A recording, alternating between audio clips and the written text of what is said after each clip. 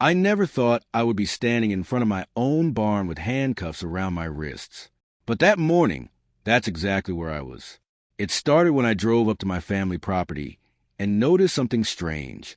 There were several new construction vehicles parked near my barn.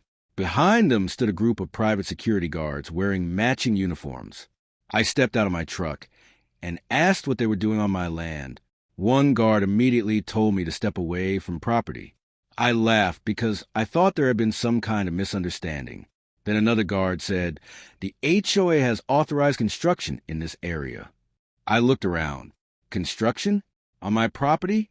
I told them they had the wrong place. Instead of leaving, the guards surrounded me. One of them pulled out a document and claimed the HOA had approved a luxury development project that included part of my land. I asked to see the property records. They refused. Then things got worse.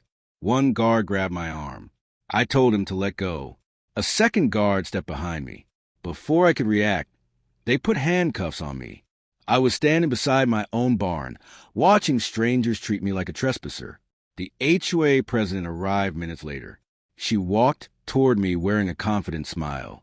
She said, "Maybe now you'll understand that the neighborhood has changed." I asked her one question. "Who gave you permission to build here?" She pointed toward the construction site. "The HOA owns a development area." I looked directly at her. "No, you don't." She insisted that their attorneys had reviewed everything. That's when I stopped arguing. I simply told her to check the county property records.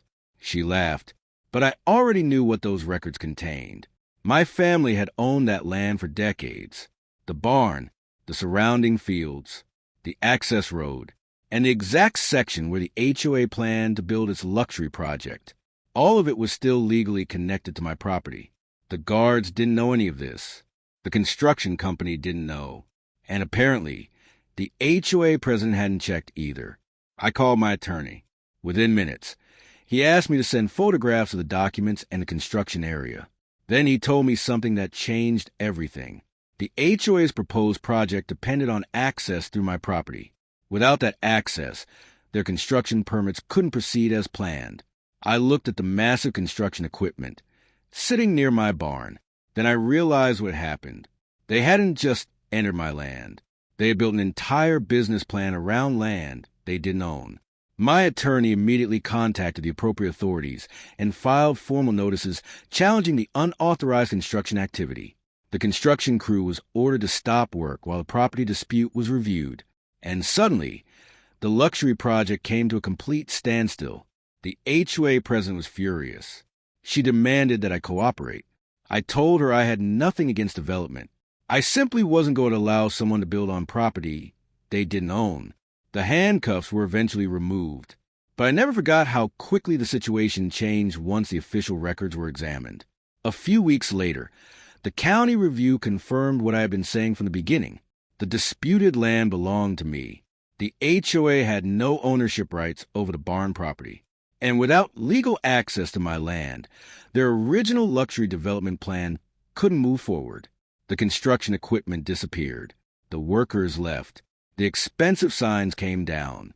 And the empty field beside my barn became quiet again.